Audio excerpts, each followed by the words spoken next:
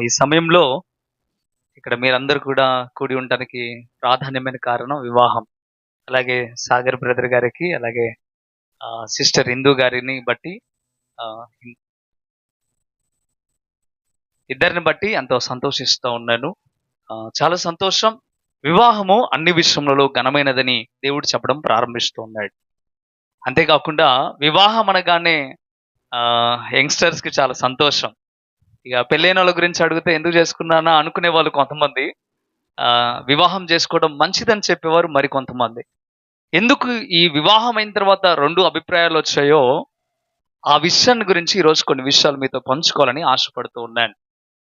Bible మొత్తంలో మనం గమనించగలిగితే వివాహ బంధం అనేది చాలా శ్రేష్టం. ఎందుకు శ్రేష్టమైంది అంటే, ఎవరైనా గానీ, ఎవరినైనా గానీ నా అనుకునే సందర్భం చాలా తక్కువ.